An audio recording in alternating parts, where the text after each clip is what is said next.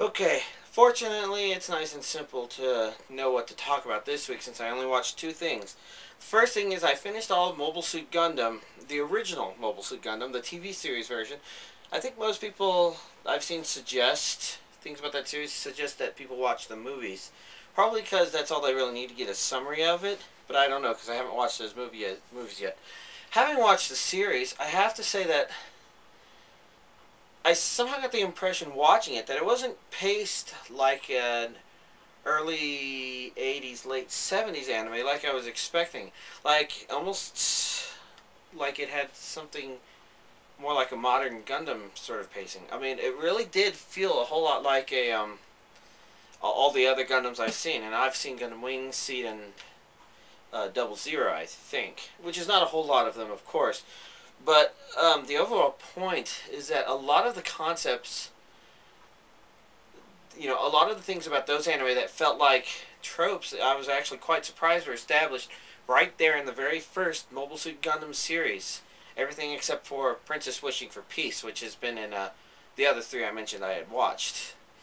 The original Mobile Suit Gundam didn't have anything like that, but otherwise, the concept of new type, it kind of gave it that same edge that appears at the very end at like Gundam Wing or Seed or that other one whose name Double Zero.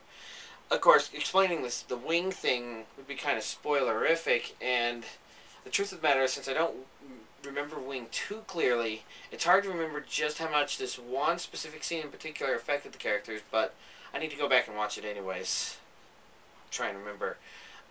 You've probably always seen in one of the series a character with a red outfit and mask on all the time, and that's of course a reference back to the Char from the first series. At the same time, the idea of the main pilot being, just a supposedly superior pilot, but there's a couple of other pilots who are better than him, but the Gundam helps him survive those, and he becomes as good as them, or maybe even better, as the series progresses. That's there in the original. I've probably mentioned last time that Gundam Seed seems to have been a kind of another version of Mobile Suit Gundam, where it's got the same concept of a new battleship and a new Gundam taking off from a colony and having to survive on its own until it gets all the way back, and they end up on their own through the rest of the series, basically. Kinda on their own. Mobile Suit Gundam was pretty much just like that, whereas I thought it would be more like a guerrilla warfare kind of thing, like a lot of other mecha anime are. I think like Brain Powered was seeming something like that, and I almost expected Gundam to be just like that. So overall, quite surprised. I don't think it's my personal favorite, but I've still got a lot to go, and I'm probably going to rewatch Wing and probably going to rewatch Seed. I don't think I need to rewatch Double Zero, since that one's a lot more fresh and I can remember it. But before I watch Wing and Seed, I have to decide, am I going to watch Zeta next, movies next? I don't know if I'm going to continue watching series in the Universal Century timeline yet. I still have to decide. Otherwise, like I mentioned when I got Pokemon DVD 47, I celebrated DVD 47 by watching Pokemon Season 2. So, I've been celebrating the acquisition of DVD 44 by watching Season 3. Which, of course, DVD 44 would complete, and so that was like a perfect sort of thing to do. And I've actually I got a good amount of watching in because my car was broken down yesterday. But anyways, I've watched DVDs 39 through 47, which basically means I also watched 47, the most expensive DVD in my collection, as well as the DVD 44 that I just received. And at this point, I'm starting to feel like a lot of the Pokemon episodes are basically the same thing with only very subtle differences, which I think is a known complaint, an expected complaint of Pokemon. It's just that when it throws those occasional curveballs at you that you can probably tolerate keeping watching it. There's been 2 episodes where Team Rocket has intentionally played the bad guy in order to be defeated in order to make a Pokemon look good in some way. And I don't know if I want to talk too much about which episodes those are exactly if you want to watch them. But I think I've probably spoiled Pokemon stuff before. Anyways, um, I'm not entirely confident why DVD 44 is rare, other than the possibility that it's about Charizard. And so if somebody had a collection of Pokemon DVDs, they would probably be likely to hold on to it just because of that. Not necessarily because the Charizard episode was super spectacular, but it was super important. And it's also possible that, having watched so much anime, it probably would have been more influenced with it if Charizard was in my monkey sphere or something. I don't know. That's highly speculative. And DVD 47, I'm not entirely sure why that one was so ridiculously rare. The first episode was actually pretty cool, though.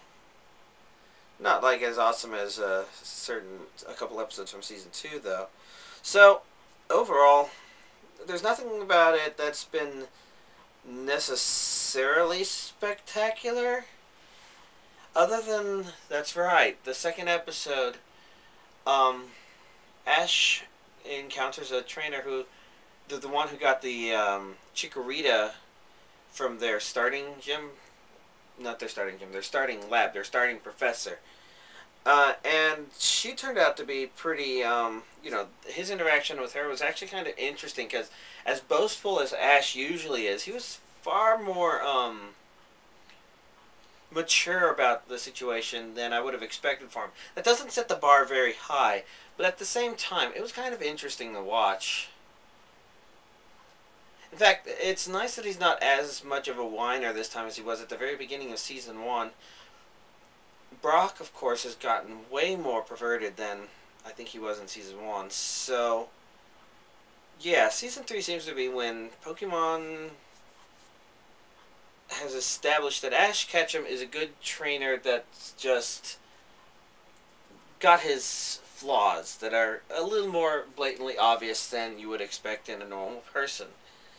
And Misty and Brock have their things that they do all the time. Surprisingly, Jigglypuff isn't around. I haven't seen Jigglypuff in a while. Huh. But Victory Bell still eats James, and I think that's fucking hilarious. Especially since there's that girl-like scream that comes out that sometimes I think, wait, is that just a Victory Bell, or is that also James? Oh well. So, that's this week's watched anime. I'm not exactly sure what I'm going to do once I finish Season 3, because there is some temptation to watch Seasons 4 and 5 and get those behind. In fact, I've got a lot of temptation to watch all the way through Season 11 so that I can watch Season 12 as it comes out on DVD. But the truth of the matter is that there's so many good things still here to watch that I'll probably throw in a couple of other things. Especially since I bet y'all want me to watch Black Butler and talk about it, since maybe you've heard about it too and you want to see what I think about it. I don't know. We'll find out what happens this week.